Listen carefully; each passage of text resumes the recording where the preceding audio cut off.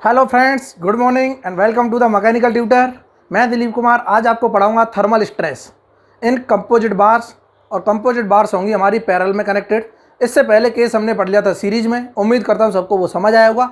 और हमने एक क्वेश्चन भी देखा था, उसका बड़ा बेहतरीन क्वेश्चन था। और एक मैंने क्वेश्चन भी दिया था जिसे मैं आज डिस्कस करूंगा। मैंने क्वेश्चन इसलिए पहले लिख लिया है ताकि हमारा टाइम क्या हो जाए, सेव हो जाए। क्वेश्चन आप सबके पास होगा, क्या मैंने क्वेश्चन दिया था, किस तरह से हमको क्वेश्चन सोल्व करना है। ठीक है, स्टार्ट करने से पहले मैं बताना चाहूँगा कि जो लोग सेशन में नए जुड़े हुए हैं, पहले तो चैनल को सब्सक्राइब कर लें, बेल आइकन को प्रेस कर लें ताकि आपको वीडियोस के लेटेस्ट नोटिफिकेशन मिलते रहें और आप इसी तरह मज़े लेके पढ़ाई करते रहो। बहुत अच्छा, ठीक है। और जो लोग कंटिन्यू लेक्चर देख रहे हैं उनसे रिक्वेस्ट करूंगा कि वो क्या करें, ज़्यादा से ज़्यादा चीज़ों को शेयर करें ताकि आपके लिए भी और क्या हो, ज़्यादा से ज़्यादा मैं कंटेंट प्रोवाइड कर सकूँ, ज़्यादा से ज़्यादा मुझे मोटिवेशन मिलेगा तो मैं पढ़ाने का मन करूँगा। कुछ दिनों पहले मैंने देखा था, बीच में लोगों ने देखना बंद कर दिया तो मेरे अंदर भी डीमोटिवेशन सा आने लगा। मुझे लगने लगा कि अब क्या मतलब, फ्री में मेहनत कर रहे हैं, लोगों के हित के लिए मेहनत कर रहे हैं, उसमें भी लोगों को तकलीफ हो रही है, इससे अच्छा है मत ही करो। फिर भी मेरे दिमाग से क्या है वो ख्याल निकल गया। मैंने सोचा नहीं चलो पढ़ा लेते, कुछ लोग तो पढ़ना चाहते हैं, उनका क्यों लॉस करो। क्लियर है ना। तो आप लोग क्या करो, ज़्यादा से ज़्यादा शेयर किया करो ताकि क्या हो, हमको भी मोटिवेशन मिले। मुझे बस मोटिवेशन इसी से मिलता है कि आप लोग ज़्यादा से ज़्यादा देख रहे हो, ज़्यादा से ज़्यादा मेरे क्या है चैनल को देखेंगे लोग, ज़्यादा से ज़्यादा मुझे फॉलो करेंगे, बस मुझे उसी से मोटिवेशन मिलेगा और किसी से नहीं। क्लियर है ना। पैसा किसी से नहीं चाहिए। और अगर मान के चलो एक्स्ट्रा अगर कोई देख भी लेता है तो इससे कोई ना तो मेरा पर्सनल बेनिफिट है, आपका ही फायदा है, आपको ही चीज़ें समझ आने वाली है। क्लियर है ना। तो इतना क्लियर है सबको, उम्मीद करता हूँ सबको चीज़ें समझ आ रही होंगी, सब कुछ स्मूथली चल रहा है। हाँ, लाइव क्लास लेके आएंगे, टेंशन मत लो, बट उसके लिए 1000 सब्सक्राइबर करके दो।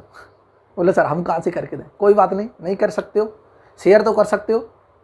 लिंक को शेयर करो, अपने इंस्टाग्राम पे क्या लगा लो, स्टोरी लगा लो कि यहाँ से पढ़ सकते हो स्ट्रेंथ ऑफ मटेरियल, मैथमेटिक्स या फिर इवन कोई सा भी सब्जेक्ट। क्लियर है ना। तो वहाँ से भी लोगों को क्या है पता चलेगा। ठीक है, इतना क्लियर सबको, बिल्कुल क्लियर है। अब हम पढ़ने वाले हैं, ये क्वेश्चन करेंगे, उसके बाद पढ़ेंगे thermal stress in parallel bars. बता दो सर। बिल्कुल ठीक है, ज़्यादा टाइम ना लगाते हुए हम स्टार्ट करते हैं सेशन को। आज मज़ेदार पढ़ाई करनी है, मज़ा आ जाना है। और आज हमारा थर्मल स्ट्रेस का कंसेप्ट भी सारा खत्म हो जाएगा। उसके बाद फिर हम बेंडिंग स्ट्रेस स्टार्ट करने वाले हैं जल्दी से जल्दी। क्लियर है ना। तो जैसा कि सबको पता है कौन कौन से एग्जाम के लिए इंपॉर्टेंट है, मैं सदियों से यही बोलता आ रहा हूँ, फिर बोलने की ज़रूरत है नहीं। फिर भी क्या है, देख सकते हो कौन कौन से एग्जाम वाले लोग यहाँ से मज़े उठा सकते हैं और अपनी चीज़ों को अपना टारगेट बना के यहाँ से स्टडी कर सकते हैं। बहुत मज़ा आने वाला है। इधर देखो, हमने बोला था सर कि मेरा वही सेम क्वेश्चन था मैंने जो कल दिया था, उसमें मैंने एडिशनल लोड लगा दिया, मीन्स मैकेनिकल लोड लगा दिया। इस मैकेनिकल लोड की वजह से मैकेनिकल स्ट्रेस आएंगी। बिल्कुल ठीक है। क्या ये मैकेनिकल स्ट्रेस थर्मल स्ट्रेस को डिस्टर्ब करेंगी? पहला क्वेश्चन तो ये आता है, बिल्कुल नहीं करेंगी। थर्मल स्ट्रेस हम अलग से कैलकुलेट करेंगे, मैकेनिकल स्ट्रेस मैकेनिकल लोड की वजह से अलग से कैलकुलेट करेंगे। तो थर्मल स्ट्रेस सबको पता होगा, मैं लिख देता हूँ। हमने निकाला था, क्या निकाला था, थर्मल स्ट्रेस निकाल लिया था। क्या निकाला था कि वी नो thermal stresses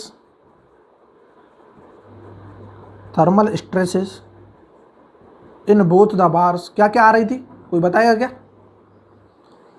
जो लोग नया इस लेक्चर में जुड़े हैं उनसे रिक्वेस्ट करूंगा पहले वो लेक्चर देख लें ताकि वो क्वेश्चन समझे। उसके बाद जो मैंने क्वेश्चन दिया था ये करने को, उसको फिर क्या है करने की कोशिश करें। उसके बाद ये लेक्चर देखें, फिर मजा आ जाएगा, बिल्कुल 100% आ जाएगा, कोई दिक्कत नहीं। क्लियर है ना। ये लाइव क्लास तो है नहीं कि यहाँ से मिस हो जाएगी, कोई बात नहीं, इसको बाद में देख लेना, पहले वहाँ पे जाके एक बार चेक कर लो कंसेप्ट। क्लियर है ना। अगर वो सारी चीज़ें आपने देख रखी हैं तो फिर इधर देख लो। हमने निकाला था जो सिग्मा 1 आ रहा था 1 बार में थर्मल की वजह से, ये थर्मल स्ट्रेस है, याद रखना। ये कितनी आ रही थी, कोई बताएगा क्या? सिग्मा 1 कितनी आ रही थी? 250/3 आ रही थी, समथिंग 250/3 मेगा पास्कल आ रही थी, बिल्कुल आ रही थी। बट इसका नेचर भी हमें पता था कंप्रेसिव थी, बिल्कुल थी। मैं सिग्मा 2 जानता था, कितनी आ रही थी 500/3। ये क्या थी, ये भी कंप्रेसिव थी और यूनिट इनकी क्या थी, मेगा पास्कल में थी, इसकी भी यूनिट मेगा पास्कल में थी। ये हम कैलकुलेट कर चुके हैं। अब थर्मल स्ट्रेस दोबारा नहीं निकालेंगे, थर्मल स्ट्रेस वही रहेगी, कोई चेंज नहीं आएगा। क्लियर है ना। लेकिन इस लोड की वजह से एक एडिशनल स्ट्रेस आएगी जिसे बोलते हैं मैकेनिकल स्ट्रेस। दोनों बार में मैकेनिकल स्ट्रेस आएगी। वो मैकेनिकल स्ट्रेस तो हम तब निकाल पाएंगे जब इस बार में लोड पता हो मैकेनिकल लोड कितना लगा है। मीन्स इसका 10 किलो न्यूटन का कुछ हिस्सा इस 1 में लगा होगा, 10 किलो न्यूटन का कुछ हिस्सा इसमें एक्ट कर रहा होगा, बिल्कुल कर रहा होगा। हो सकता है इसमें टेंसाइल हो सकता है इसमें कंप्रेसिव हो, या फिर हो सकता है दोनों में टेंसाइल हो, या फिर हो सकता है दोनों में कंप्रेसिव हो। ये तो हमें निकालने के बाद ही पता चलेगा। और मैंने ये ऐसे केस डिस्कस कर रखे, मैंने जब पढ़ाया था क्या, composite bars due to axial load, bars in series के 2-3 लेक्चर हैं, बहुत इंपॉर्टेंट हैं, जाके देख सकते हो। क्लियर है ना। लेक्चर नंबर आई थिंक 14, 15, 16 कुछ ऐसे होगा, एक बार चेक कर लेना। वहाँ पे थंबनेल में आपको दिख जाएगा, बार्स इन सीरीज करके टॉपिक का नाम होगा। वहाँ पे ये सारी चीज़ें आप सीख सकते हो, बहुत मज़ा आ जाएगा। एक बार वहाँ जाके देखो तो सही। क्लियर है। इधर देखो, बोलो सर बहुत मज़ा आ रहा है। ठीक है कि अब मैं मैकेनिकल स्ट्रेस निकालना चाहता हूं। मैकेनिकल स्ट्रेस निकालने का मैंने कंसेप्ट बताया था, ये केस लिया था, केस नंबर 3, वो केस नंबर 3 है हमारा। ये क्या बोलता है, जब दोनों बार्स फिक्स एंड से क्या हो, फिक्स सपोर्ट हो, दोनों एंड से क्या हो, फिक्स सपोर्ट हो, तब क्या करते थे, नेट लोड निकालते थे। ये 10 किलो न्यूटन आ गया। तो अब हम क्या करेंगे, अब मैं कैलकुलेशन कर रहा हूं, कैलकुलेशन ऑफ मैकेनिकल स्ट्रेसेस। इधर देखते रहना, calculation of mechanical stresses. Thermal stresses हमने निकाल दी in both the bars, calculate कर रहे हैं बोथ द बार्स। और जब ये कैलकुलेट करेंगे तब हम देखते थे नेट लोड। देखो नेट लोड इधर देख लेते हैं, मैंने पहले भी करा रखा है। नेट लोड जो हमारा लग रहा है वो अंदाज भी बता देगा सर, 10 किलो न्यूटन किधर लग रहा है, इस डाइट वाइट डायरेक्शन में लग रहा है। ठीक है, तो हम क्या करते थे, जिस डायरेक्शन में क्या लग रहा है, नेट लोड लग रहा है, उसके अपोजिट डायरेक्शन में दोनों रिएक्शन कंसीडर कर लो। बहुत बढ़िया, मैं इस पॉइंट को मान लेता हूं, क्या ए पॉइंट मान लूँ, इसको कल हमने बी माना था शायद, बी रहने दो, इसको क्या मान लो, सी पॉइंट मान लो। ठीक है, इसका मतलब अपोजिट डायरेक्शन में रिएक्शन लगाऊंगा, ये आ जाएगी आर ए और ये आ जाएगी क्या, आर सी। अब कोई बोल मत देना कि सर अभी आपने थर्मल स्ट्रेस निकाली थी जब दोनों इधर लगा दी थी, वो थर्मल स्ट्रेस का केस था मेरे लाल। ये किसका चल रहा है, मैकेनिकल स्ट्रेस का चल रहा है। ध्यान से देखो, थर्मल स्ट्रेस हम निकाल चुके हैं। थर्मल स्ट्रेस जब निकालेंगे इसको फिर दोबारा कंसीडर करेंगे, रिएक्शन को अपोजिट एंड इक्वल लगाएंगे। ये सबको क्लियर है, बिल्कुल क्लियर है। मतलब कहने का, जब मैकेनिकल लोड लगा ले और थर्मल टेम्परेचर भी दे दे, तब हम इसे 2 बार कैलकुलेशन करते हैं, एक बार मैकेनिकल कंसीडर करके, एक बार थर्मल करके। उसके बाद जो स्ट्रेस आ जाएंगी फिर उनको देखेंगे उनका नेचर क्या है। अगर सेम नेचर होगा तो ऐड कर देंगे, अपोजिट नेचर होगा तो एक दूसरे में से घट जाएंगी। वाह, बहुत अच्छे, इधर देखते रहो, बहुत बढ़िया। सर हमको पता चल गया आर ए आर सी, इसका मतलब ये हुआ, ये जो मेंबर 1 माना, ये 2 माना है। अब हम इसमें कैलकुलेट कर सकते हैं। अब मैं कैसे कैलकुलेट करता था, एक सेक्शन चीरता था, लो चीरो चीरो चीरो, लो मजा आता है सर चीरने। सर ये सेक्शन के मैं इधर देख रहा हूँ, जो भी इधर होगा वही इसमें लोड होगा। क्या इस सेक्शन में मैं देख रहा हूँ, इस साइड लेफ्ट साइड, क्या आर ए दिखाई दे रहा है, बिल्कुल दिखाई दे रहा है। और इधर आउटवर्ड डायरेक्शन में आर ए को हम मान रहे हैं क्या, पॉजिटिव। बहुत बढ़िया, लो हमने बोल दिया कि मैंने देखा P1 में हमें पता चल गया आर ए के बराबर लोड लग रहा है। बहुत बढ़िया। P2 में आया, मैंने P2 में एक सेक्शन चीरा, लो 2 बार में एक सेक्शन चीरा। 2 बार के लेफ्ट साइड देख रहे हैं, क्योंकि लेफ्ट साइड से मूव कर रहे हैं ना। आर ए इधर लग रहा है, इसके अपोजिट 10 लग रहा है, तो आर ए -10 हो जाएगा। मैं बिल्कुल लिख दूंगा P2 इक्वल टू क्या है, आर ए -10। इधर से देखूंगा तो अपोजिट है, इक्वल टू माइनस के आर सी लिख देते थे, सबको पता है। एक बात देख लेना, मैंने यहाँ बहुत अच्छे से डिस्क्राइब किया ये माइनस आर सी क्यों आ रहा है, क्लियर है। इसका मतलब P2 में ये आ गया, P1 में ये आ गया। बहुत बढ़िया। हमको चाहिए दोनों रिएक्शन जो आएंगी तभी हम P1 P2 निकाल पाएंगे। P1 P2 निकलेगा तभी हम स्ट्रेस निकाल पाएंगे, क्योंकि P1 divide by area 1 stress हो जाएगी sigma 1, P2 divide by area 2 stress हो जाएगी सिग्मा 2। एरिया 1 एरिया 2 सब कुछ गिवन है, क्लियर है ना, इतना क्लियर सबको। ये P1 P2 हमने निकाल लिया। मैं जानता हूँ ये दोनों एंड से क्या है, फिक्स है। दोनों एंड से अगर फिक्स है तो टोटल एलोंगेशन क्या होगा, 0 के बराबर होगा। बहुत अच्छे, मैं लिख दूंगा टोटल एलोंगेशन, जो टोटल एलोंगेशन वो क्या होगा, 0 के बराबर होगा। मैं लिख सकता हूं वो क्या है, इधर देखते रहना कि sir delta 1 plus delta 2 equal to क्या कर दो, 0 कर दो। बहुत बढ़िया, इधर देखते रहो, इसको मैं डिवाइड कर लेता हूं बोर्ड को। इतना क्लियर है, बिल्कुल ठीक है। डेल्टा 1 सर हम जानते क्या होता है, डेल्टा 1 हम जानते हैं sir P1 L1 upon A1 E1 होता है। बहुत बढ़िया। Plus P2 L2 upon A2 E2 होता है, इक्वल टू 0। सारी वैल्यू रखते जाओ। P1 की वैल्यू RA के बराबर रखो सर, P1 क्या है, RA के बराबर है, इंटू लेंथ 1 500, सब कुछ रख दो, डिवाइड बाई एरिया 1 सर ये दिख रहा 200, इंटू E1 कितना है सर, ये रहा 100 गीगा पास्कल। मैं लिख सकता हूँ 100 इंटू 10⁻3। बहुत अच्छे। प्लस P2 क्या है सर, RA -10 के बराबर है, RA -10। बोलोगे सर ये तो किलो न्यूटन चल रहा है, न्यूटन में नहीं कन्वर्ट करेंगे, कर लो कोई दिक्कत नहीं। अगर यहाँ पे RA -10 किलो न्यूटन में रखते तो वैल्यू किलो न्यूटन में आएगी, 100% आनी है। अगर न्यूटन में रखते हो तो न्यूटन में आएगी, तो 10 ही रहने दो, कैलकुलेशन को कॉम्प्लिकेट मत करो। इंटू क्या कर दो, 1000 कर दो, और डिवाइड भाई क्या यहाँ पे क्या चल रहा था, A2 कितना है 100 इंटू 200 इंटू 10⁻3, ये रहा देखो E2 200 giga pascal equal to 0। क्या देख रहा, नीचे वाला सब कॉमन है, ये दोनों, ये 100 200 100 200 10⁻3, इसका मतलब ये कॉमन लेके गुजर गया। सर ये तो गुजर गया, इसके साथ मल्टीप्लाई होके ये दोनों क्या हो गए, गुजर गए। दोनों क्या है, बिल्कुल सेम है। ऊपर जो बचा वो बचा RA इंटू 500। बहुत बढ़िया। प्लस इसका मल्टीप्लाई किया, क्या मैं लिख सकता हूँ RA इंटू 1000, और माइनस के क्या मैं लिख सकता हूँ, क्या आएगा 10 इंटू 1000 10⁻3 इक्वल टू 0। इसको मैं इधर ले आऊँगा, 0 को हटा रहा हूँ यहाँ से, इक्वल टू कर दूँ, बहुत बढ़िया। एक ही साथ कर रहे हैं कैलकुलेशन, अब कुछ नहीं करना। इसको दोनों को जोड़ूंगा तो 1500 आएगा। मैं तुरंत लिख दूंगा आर ए की वैल्यू क्या आ जाएगी, 10 × 10⁻³ डिवाइड बाई 1500। क्लियर है ना। इसे सॉल्व करेंगे तो न्यूटन में चल रहा है, क्योंकि हमने ये चेंज नहीं किया, ये क्या चल रहा है, किलो न्यूटन।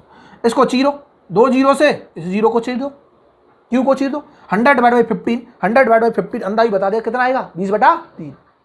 सर कैसे आ गया, 5 से डिवाइड कर दो 5 से डिवाइड कर दो, 5 तिया 15, 5 दूनी 10, 2 × 10 ये आ गया। हमारे पास आ गया यहाँ पे 20/3 किलो न्यूटन लोड आ गया, बहुत बढ़िया।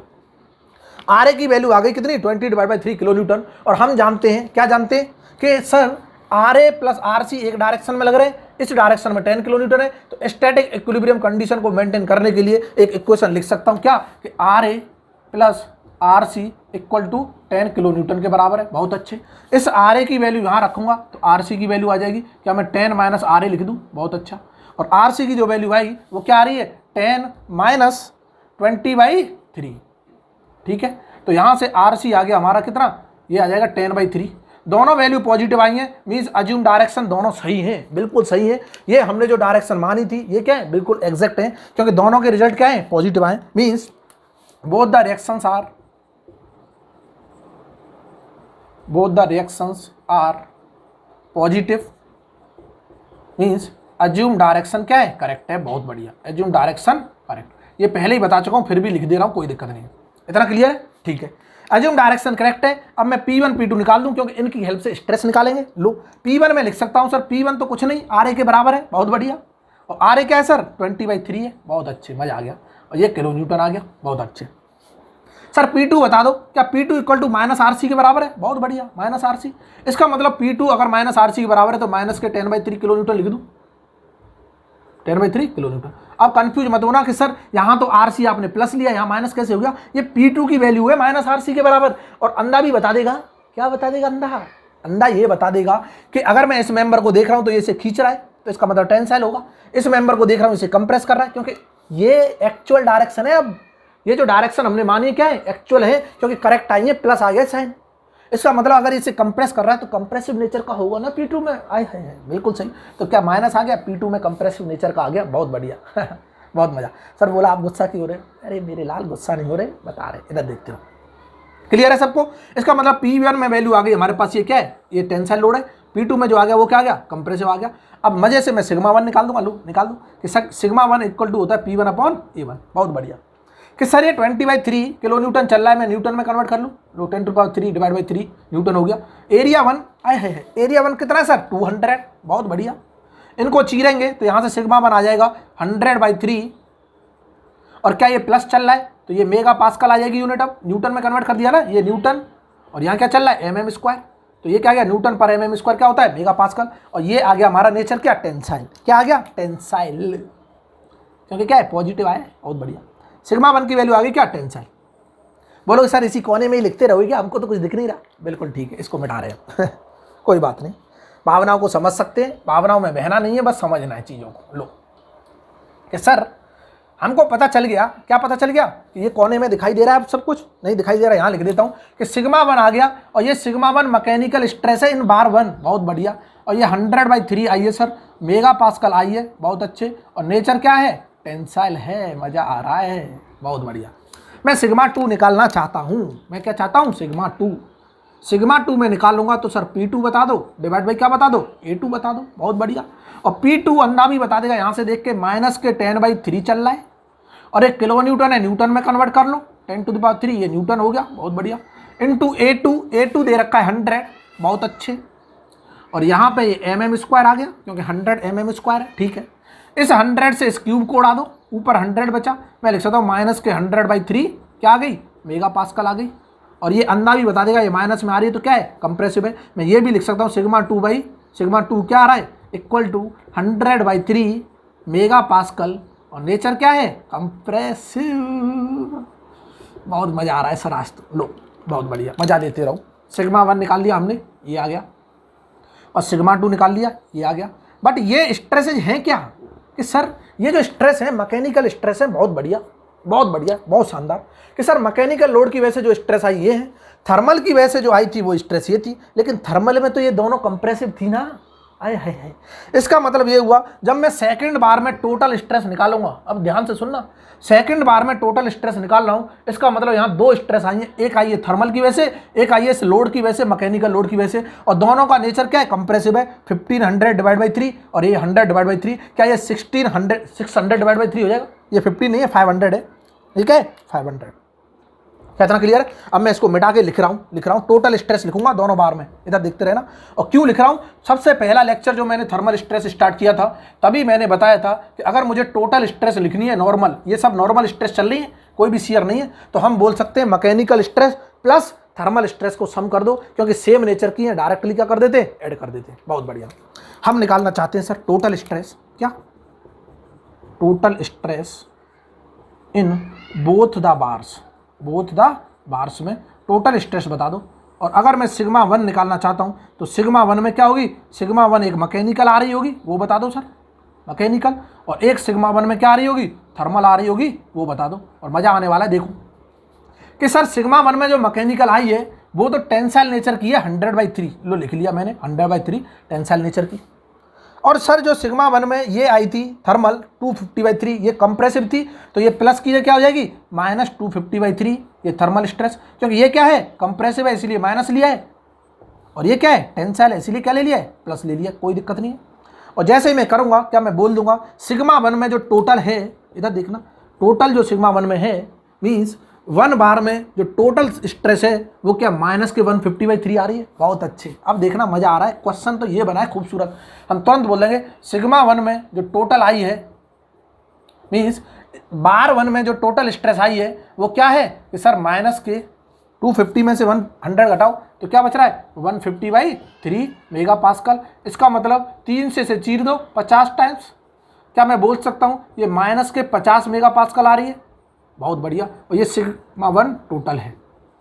क्या इतना क्लियर है? एक चीज क्लियर हो गई कि सर ये क्या है, थर्मल स्ट्रेस नहीं है, total stress in bar 1 due to mechanical plus thermal की वजह से। तो मैं ये भी लिख सकता हूँ सिग्मा 1 जो आएगा टोटल वो क्या होगा, 50 मेगा पास्कल कंप्रेसिव नेचर का होगा हमेशा। बहुत बढ़िया, इतना क्लियर है। सिमिलरली सिग्मा 2 निकाल दूं, लो सिग्मा 2 निकाल दो, कोई दिक्कत नहीं सर, अब हमको कोई प्रॉब्लम ही नहीं है। सिग्मा 2 निकालेंगे, लो सर सिग्मा 2 टोटल डायरेक्ट लिख दो सर कि सर दोनों कंप्रेसिव है, देखो यहाँ कंप्रेसिव दोनों को ऐड कर दूं तो मैं बोल दूंगा ये क्या आ जाएगी 500/3 प्लस 100/3, और दोनों क्या होगी मेगा पास्कल, और नेचर क्या होगा कंप्रेसिव।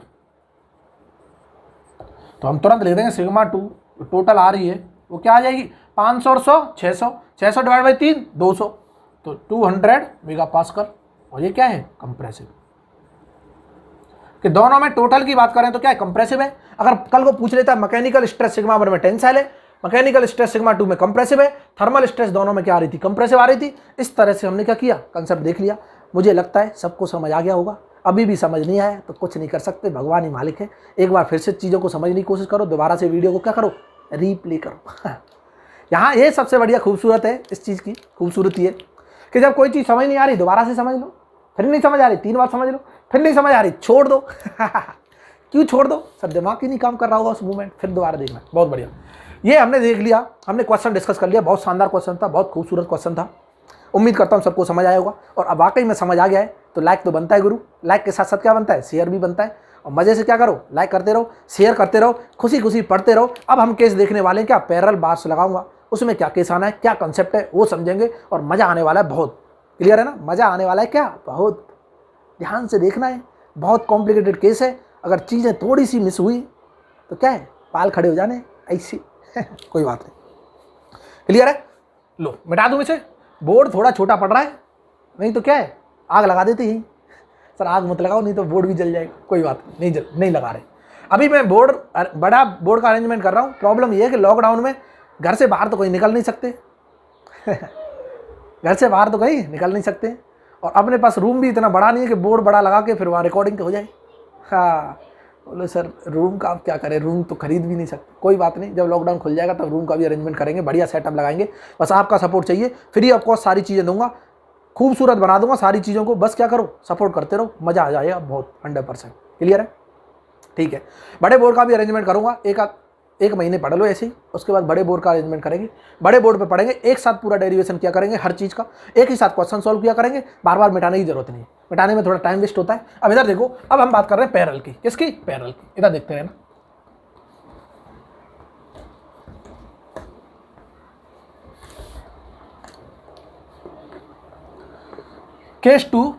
केस टू क्या है कि sir stress in compound bars पढ़ना है। कौन सी स्ट्रेस? Thermal stress. और कब? जब बार पैरेलल में कनेक्ट हो। देखो केस 2 डाल देना, केस 1 हम पढ़ चुके हैं सीरीज का। ये क्या है? Thermal stress in parallel bars, in parallel bar combination. बहुत शानदार केस है, इधर समझना। थोड़ा सा बोर्ड छोटा पड़ेगा, इसीलिए मुझे चीज़ों को क्या करना पड़ेगा? कॉम्पैक्ट करना पड़ेगा। इधर देखते रहना, मज़ा आने वाला है। पर दिमाग से अगर सुनोगे चीज़ों को, यहाँ पे देखोगे, 100% समझ आएंगी, ऐसा डाउट ही नहीं होगा कि समझ ही ना आए। इधर देखना कि मैं अब यहाँ पे क्या है, कनेक्शन बना रहा हूँ, इधर से बनाऊंगा थोड़ा।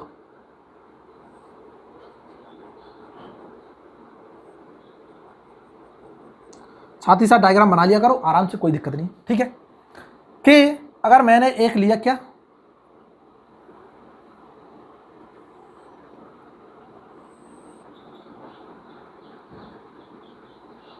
ये ले रहे हैं हम कॉम्बिनेशन, ठीक है। ये जो हमारी बार दिखाई दे रही है, ये बार है, और इसे मैं बोल रहा हूँ ये कोई ट्यूब है, ट्यूब। इसके ट्यूब के अंदर मैं बार घुसाऊंगा। बहुत बढ़िया, ट्यूब है तो ये होलो होगी, बिल्कुल होगी। इसको हमने हैच कर दिया। मैं इसको नाम दे रहा हूँ, ये जो ट्यूब है ये एल्यूमिनियम की ट्यूब है, मान लो क्या, एल्यूमिनियम ट्यूब। बहुत बढ़िया, इसका नोटेशन करेंगे 1 से। क्लियर है ना? बार बार एल्यूमिनियम ट्यूब ना लिखना पड़े तो मैं इसे नोटेशन कर दे रहा हूँ 1 पॉइंट से। बहुत सही। इसके अंदर मैंने एक और बार घुसा दी है, सॉलिड बार, जो ब्लू कलर में दिखाई दे रही होगी सबको।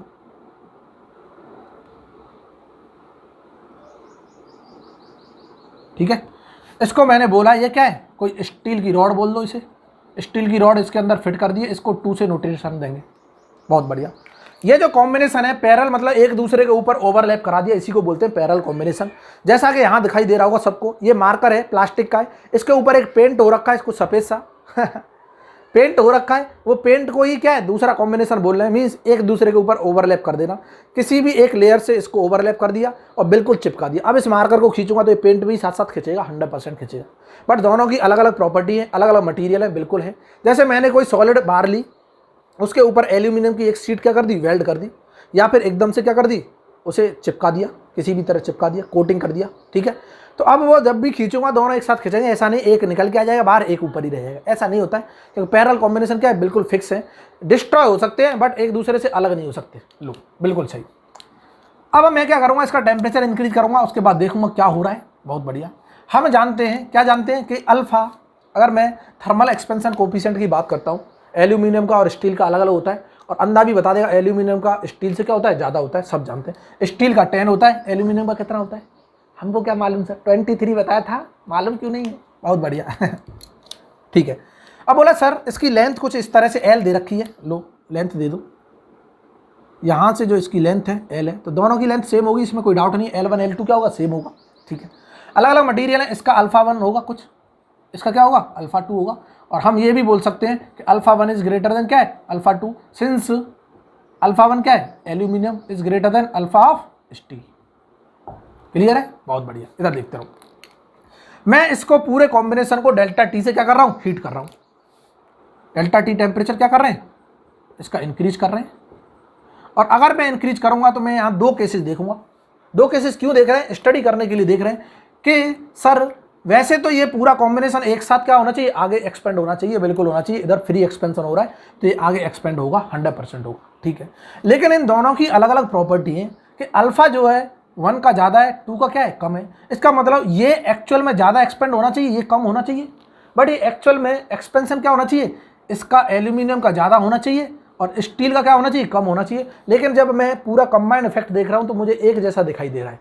इसका मतलब कुछ ना कुछ तो किसी का बढ़ा होगा, कुछ घटा होगा एक्सपेंशन। अब वो कैसे घटा होगा, इधर देखना। मैं फ्री एक्सपेंशन की बात कर रहा हूँ, यहाँ फ्री एक्सपेंशन का केस है इसी का, फ्री एक्सपेंशन। फ्री एक्सपेंशन उसका डायग्राम बना रहा हूँ, इधर देखते रहना, सबको दिखाई देगा। सर जब मैं फ्री एक्सपेंशन करूँगा तो ये जो बाहर वाला है ब्लैक वाला जो एल्यूमिनियम है वो तो एक्सपेंड होकर मान के चलो सर यहाँ तक पहुँच गया, लो एक्सपेंड हो रहा है ना, पहुँचा दिया हमने, ठीक है कोई दिक्कत नहीं।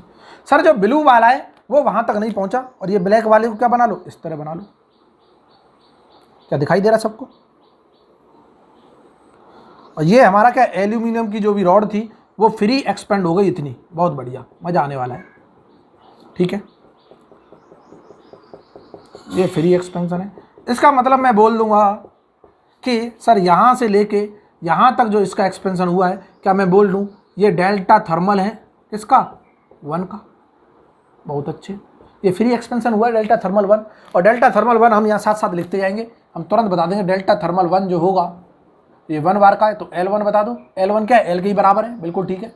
L1 लिख दो, अल्फा 1 लिख दो और डेल्टा T लिख दो, ये होगा 100% होगा, ठीक है।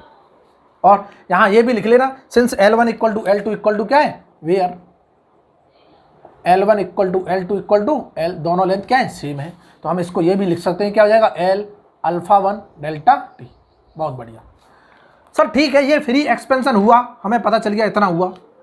इसका भी कुछ फ्री एक्सपेंशन हुआ होगा, लेकिन सर इससे कम हुआ होगा एल्यूमिनियम वाले से, क्योंकि इसका थर्मल एक्सपेंशन कोएफिशिएंट क्या है, कम है, तो ये कम एक्सपेंशन होगा अगर टेम्परेचर दोनों का सेम बढ़ रहा है तो, ठीक है। कम एक्सपेंशन होके मैंने मान लिया ये कम एक्सपेंशन क्या हुआ है, इतना हुआ है, ये ब्लू दिखाई दे रहा है सबको, ठीक है। और ये कम एक्सपेंशन हुआ है तो ये हमने मान ली क्या है, ब्लू वाली, अंदर वाली क्या स्टील की रॉड है, ये जो दिखाई दे रही है। क्या इतना क्लियर है, बिल्कुल ठीक है। इसका मतलब मैं बोल सकता हूँ सर इसका तो फ्री एक्सपेंशन इतना हुआ, तो मैं इसे डेल्टा थर्मल 2 बोल दूँ, बिल्कुल बोल दूँ, डेल्टा थर्मल क्या बोल दो, 2 बोल दो। क्या सबको क्लियर है? मैं इसलिए स्टेप बाय स्टेप लिख रहा हूँ, यहाँ देखते रहना। और डेल्टा थर्मल 2 मैं अगर लिखना चाहता हूँ, इधर देखते रहना, डेल्टा थर्मल 2, क्या ये डेल्टा थर्मल 2 जो होगा वो क्या होगा सर, L2 बता दो, अल्फा 2 बता दो, डेल्टा T बता दो, means L alpha 2 delta T के बराबर हो जाए, कोई दिक्कत नहीं, ठीक है। लेकिन सर ये तो हमने कब देखा है, जब मैं अलग अलग सेपरेट कर रहा था, अलग अलग मैंने एक्सपेंशन करा रहा था इतनी टेम्परेचर से, तब ये होता। लेकिन ये तो कंबाइंड इफेक्ट एक साथ दिखाई देंगे ना, बिल्कुल देंगे। इसका मतलब ये हुआ, ये अगर ज़्यादा एक्सपेंड हुआ है तो ये इसे खींचने की कोशिश कर रहा होगा ये एल्यूमिनियम वाला अगर ज़्यादा एक्सपेंड हुआ है तो एल्यूमिनियम वाला इसे पकड़ के खींच रहा होगा, बेटा आजा मेरे साथ चल, क्योंकि तू क्या है, बहुत स्लो है। बहुत बढ़िया, बोला मैं क्यों जाऊँ, वो बोल रहा है स्टील वाला, मैं क्यों जाऊँ, मैं नहीं जा रहा, मैं तो तुझे बुलाऊंगा वापस। बोला चल कोई बात नहीं, एक क्या कर लेते हैं, एक सहमति से एक काम करते हैं, दोनों एक साथ चलते हैं मिल बांट के। हाँ, बहुत बढ़िया। बोला तू थोड़ा सा इधर आ जा, मैं इधर चला आता हूँ, और फिर आराम से साथ साथ चलेंगे। बहुत बढ़िया, मजा आ रहा है ठीक है। इसने क्या किया कि इसने इसको थोड़ा खींचा, इसने किसने, इस एल्यूमिनियम ने इस स्टील को थोड़ा अपनी आगे की तरफ खींचा, तो इसमें टेंसाइल आ रहा होगा, बिल्कुल सही। और इस स्टील ने एल्यूमिनियम के पीछे की तरफ धकेला, इसमें कंप्रेशन आया होगा। बहुत बढ़िया, इसका मतलब ये हुआ कि इसमें कुछ टेंसाइल नेचर का आया होगा, तभी तो ये खिंचा, और इसमें कुछ ना कुछ कंप्रेशन नेचर का कोई फोर्स आया होगा, तभी क्या हुआ, ये कंप्रेस हुआ। बहुत बढ़िया, शॉर्ट हुआ। इसका मतलब ये हुआ कि ये थर्मल रिएक्शन आई होंगी कुछ ना कुछ, ये आपस में एक दूसरे से जनरेट हो रही हैं, क्योंकि एक का नेचर जो है कम एक्सपेंड होने का है, दूसरे का क्या है, बहुत ज़्यादा एक्सपेंड होने का है। तो यहाँ पे जो रिएक्शन होगी वो R होगी, वही इसके बराबर होगी, बहुत 100%। और तभी ये एक दूसरे के बिल्कुल क्या होंगे, कॉन्साइड कर पाएंगे, मतलब एक साथ दिखाई देंगे। और एक साथ दिखाई देंगे वही केस है, क्योंकि ये एक दूसरे से अलग नहीं हो सकते। क्या है, ज्वाइंट कर दिए, चिपका दिए फेविक्विक से। बहुत बढ़िया, इधर देखते रहो, मज़ा आ रहा है बहुत सर, ऐसे ही पढ़ते रहो। लो, इसका मतलब मैं अगर कंपाउंड बार का कंप्लीट केस देखता हूँ, टोटल एलोंगेशन देखता हूँ, क्या ऑब्जर्व होगा सर, ये इधर कहीं शिफ्ट हुआ है, ये इधर शिफ्ट हुआ है, तो कहीं ना कहीं यहाँ बीच में दिखाई दे रहा होगा। और बीच वाला क्या है, ये है ना, बीच वाला कहीं इस जगह आ गया होगा। दिख रहा है ना सबको, बिल्कुल ठीक है, दिख रहा है, मज़ा आ रहा है, ठीक है। इसका मतलब ये हुआ कि ये जो स्टील वाली रॉड थी हमको दिखाई दे गई, ये थी,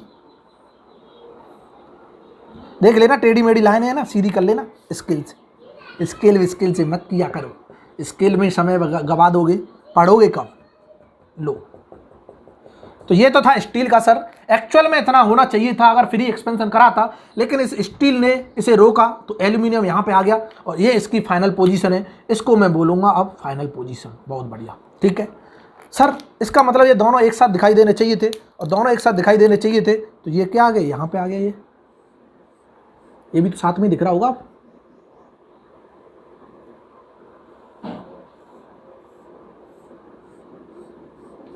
बिल्कुल दिख गया, ठीक है। एक चीज़ क्लियर हो गई, ये इनिशियल वाली लाइन थी हमारी, क्या लग रही है इनिशियल लाइन। क्या मैं बोल सकता हूँ इनिशियल से जो फाइनल है यही डेल्टा थर्मल हमें कंपाउंड बार का नज़र आ रहा है। बहुत बढ़िया। और सी बी क्या है, कंपाउंड बार बोल दो, इसे बोल दो क्या, सी बी कंपाउंड बार। ये सी बी को मैं क्या ले रहा हूँ, ये कंपाउंड बार है, कंपोजिट बार बोल दो चाहे क्या बोल दो, कंपाउंड बार। क्या इतना क्लियर है, बिल्कुल क्लियर है। मतलब कहने का ये इनिशियल था, जब मैंने टेम्परेचर इंक्रीज किया तो दोनों एक साथ मूव किए होंगे और फाइनली हमको यहाँ पे मिले, तो मैं बोल सकता हूँ इनिशियल से जो फाइनल तक आया है ये हमारा कंपाउंड बार का क्या है, टोटल एलोंगेशन है। बट ये किसके बराबर है वो भी तो देखना है। लो, क्या ये जो लाइन है यहाँ से पास करा दूँ, कोई दिक्कत नहीं कि सर ये फ्री अगर एक्सपेंशन कराता, क्या कराता, फ्री एक्सपेंशन, इसको हटा के स्टील को, तो ये यहाँ तक जा रहा था, लेकिन इस स्टील ने अपनी तरफ खींचा तो इतना क्या हो गया, कंप्रेशन हो गया। मीन्स इतना क्या हुआ, एक्सियल लोड की वजह से एलोंगेशन हुआ। तो किसका हुआ है, ये 1 का हुआ है। तो मैं बोल सकता हूँ ये जो होगा ये डेल्टा एक्सियल लोड की वजह से किसमें, 1 में हुआ है। बहुत बढ़िया। इतना ये जितना एक्सपेंशन हुआ है क्या हुआ है, ये कम हो गया है ना, जो फ्री एक्सपेंशन होना था उससे कम होके ये डेल्टा एक्सियल लोड दिखा रहा है। ठीक है, क्या मैं ये भी बोल सकता हूँ सर, रेड वाले से देखना कि यहाँ तक ये फ्री एक्सपेंशन हुआ था, इसे खींच के ले गया था एल्यूमिनियम इसके फाइनल पॉइंट तक, तो यहाँ से यहाँ तक जो एक्सपेंशन हुआ है, क्या मैं इसे बोल सकता हूँ ये क्या है, डेल्टा एल एक्सियल लोड से किस में, 2 में। बहुत बढ़िया। ये डेल्टा एक्सियल लोड से 2 में, इतना डेल्टा एक्सियल लोड से ये क्या हो गया, 1 में हो गया। डेल्टा थर्मल ये क्या है, ये फ्री एक्सपेंशन है 1 का, और ये डेल्टा थर्मल फ्री एक्सपेंशन 2 का। क्या इतना क्लियर सबको, बिल्कुल क्लियर है। अब मैं इसको पॉइंट मार्क कर लेता हूँ, इधर देखना पॉइंट कैसे मार्क कर रहे हैं, इस रेड वाले से कर लें। इसको इनिशियल पॉइंट बोल दिया बी, ठीक है, और इसको फाइनल पॉइंट बोल दिया क्या, ये बी, इसको B1 बोल दूँ मैं, इसको B2 बोल दूँ, कोई दिक्कत नहीं है। इस पॉइंट को बोल दे रहा हूँ B3। क्लियर है। इस पॉइंट को हमने क्या बोल दिया, B3। बहुत छोटा हो गया क्या, छोटा नहीं करना है, थोड़ा सा बड़ा रखना ताकि चीज़ें समझ में आए, दिखें। क्लियर है। अब हमको पता चल गया ये जो लोकेशन है B है, इनिशियल थी, फाइनल जो है ये B3 है, तो ये भी क्या होगा, B3 होगा, और ये भी क्या होगा, B1 होगा। बिल्कुल सही, ठीक है, ये क्या है, B3। इतना क्लियर सबको। अब मैं लिखना चाहता हूं जो एक्सियल लोड का एलोंगेशन हुआ 1 में, क्या मैं लिख सकता हूं, डेल्टा एक्सियल लोड की वजह से एलोंगेशन 1 में क्या होगा सर, इसमें कुछ ना कुछ लोड होगा, वो R के बराबर है। ठीक है, R, इसकी लेंथ होगी L अपॉन A1 E1 होगा। बहुत बढ़िया। क्या R अपॉन A1 सिग्मा 1 होता है इंटू लेंथ, दोनों की सेम चल रही है, तो क्या हो जाएगा, E1 हो जाएगा। हम लिख सकते हैं, बिल्कुल ठीक।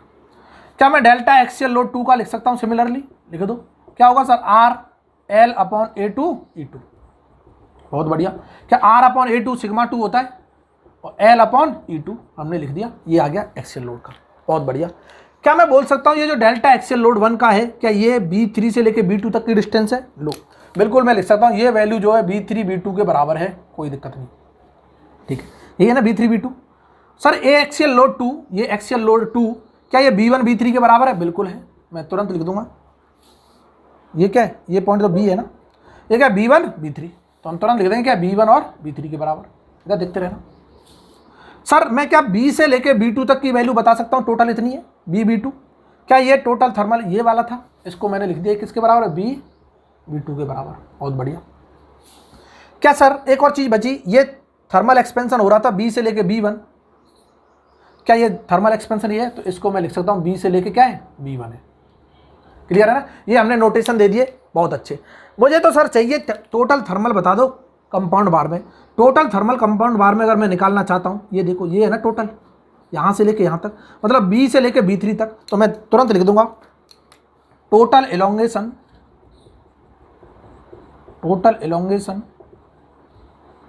इन कंपाउंड बार। क्या है टोटल एलोंगेशन इन कंपाउंड बार, सर मैं लिख सकता हूँ डेल्टा थर्मल कंपाउंड बार में जो होगा, थर्मल क्यों लिख रहे हो, डेल्टा लिखो ना खाली, थर्मल तो क्या एक्सपेंशन की वजह से होता है ना, तो यहाँ पे क्या होगा, डेल्टा होगा कंपाउंड बार का। बिल्कुल सही है, तो यहाँ से भी थर्मल हटा दो, क्या होगा, डेल्टा होगा कंपाउंड बार का।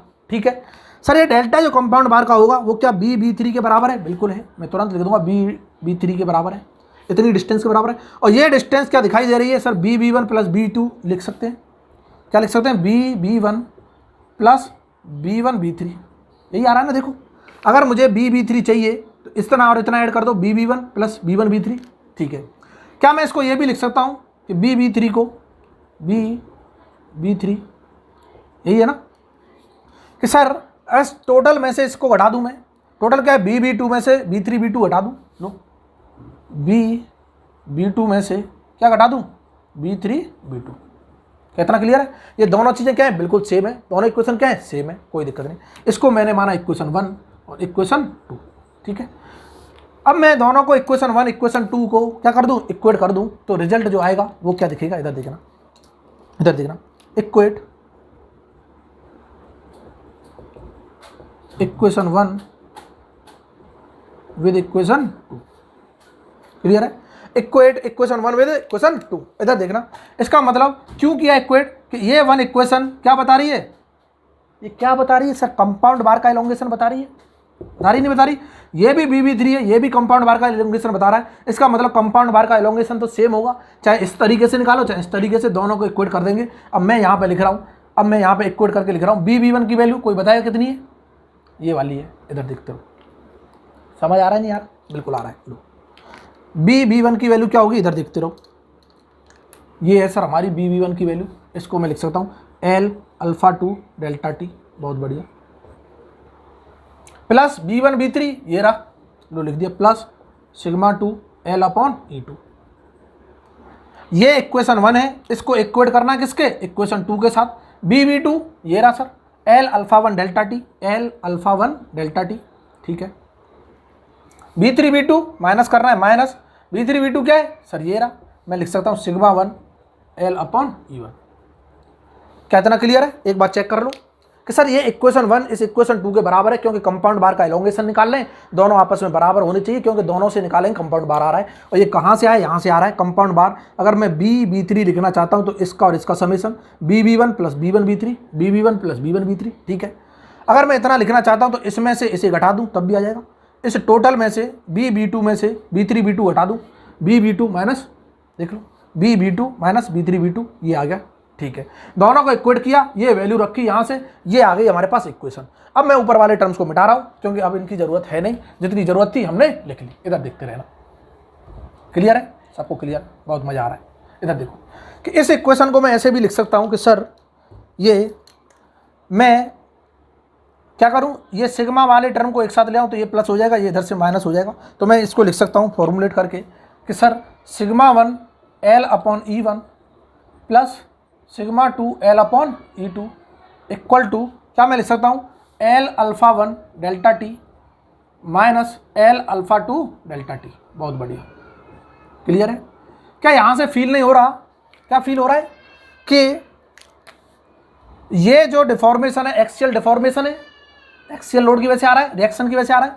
ये जो डिफॉर्मेशन है थर्मल डिफॉर्मेशन है। मैं बोल सकता हूँ sum of axial deformation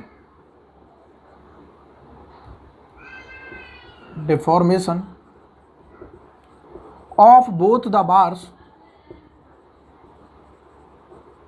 equal to, क्या बता रहा है, डिफरेंस ऑफ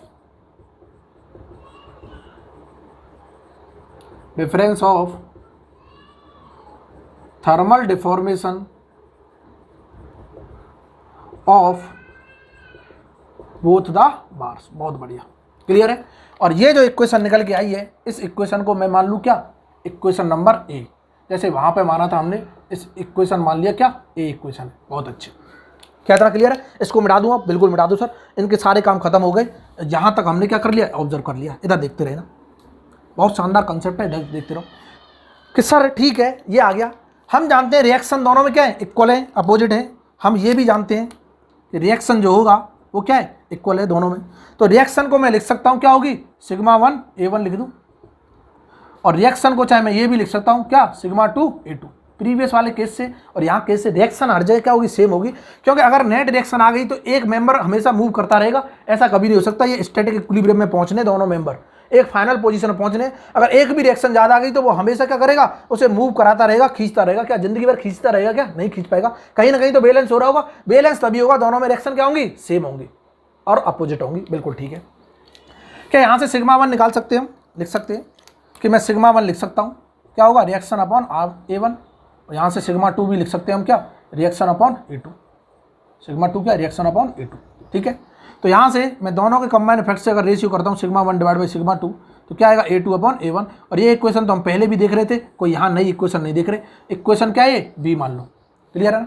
तो क्या मैं इक्वेशन A में सिग्मा 1 सिग्मा 2 अननोन है, इक्वेशन B में सिग्मा 1 सिग्मा 2 भी अननोन है, क्या इन दोनों की हेल्प से मैं सिग्मा 1 सिग्मा 2 निकाल सकता हूँ, बिल्कुल निकाल सकते हैं। तो यहाँ पे लिख देंगे फ्रॉम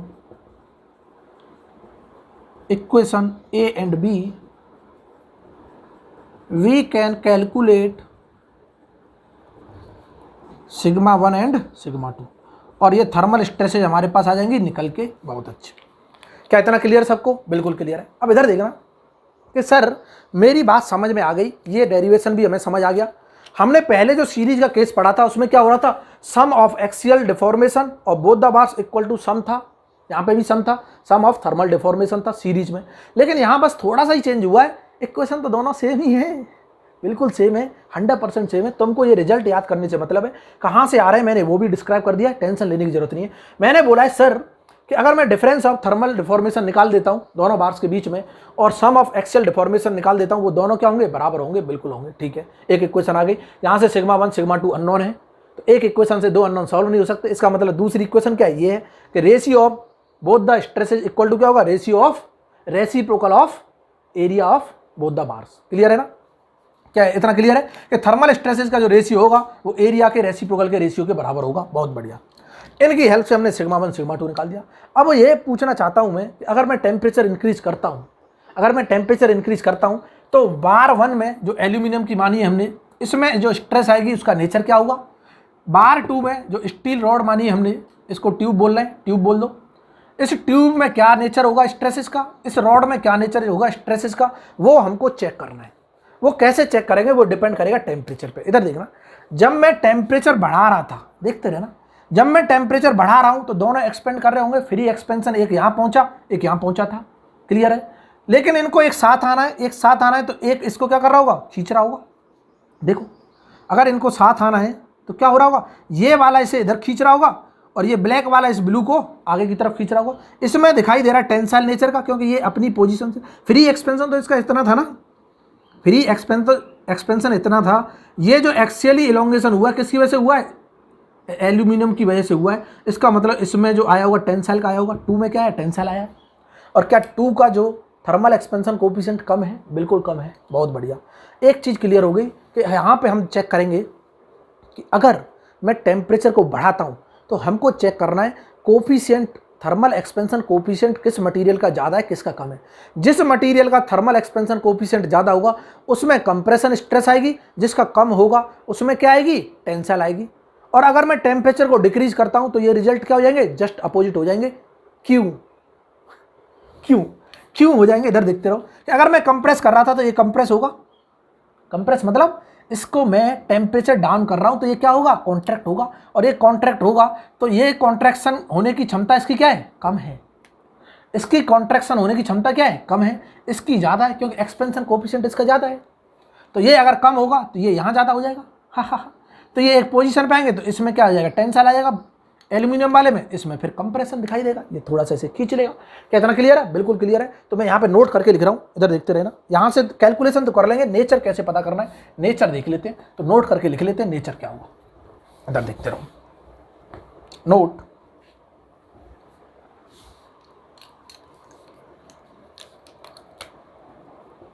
कितने रुपए का नोट है, हाँ, इधर देखना कि sir in case of parallel bars, parallel combination, if temperature increases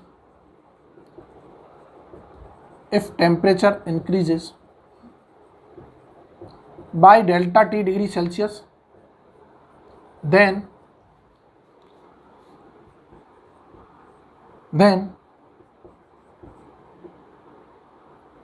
the stress in the material with high thermal expansion coefficient with a high thermal expansion coefficient has compressive in nature,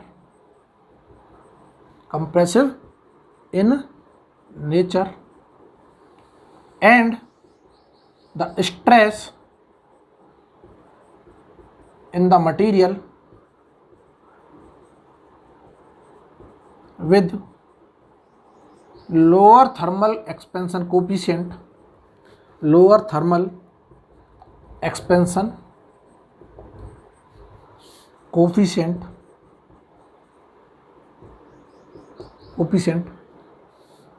has compressive tensile in nature.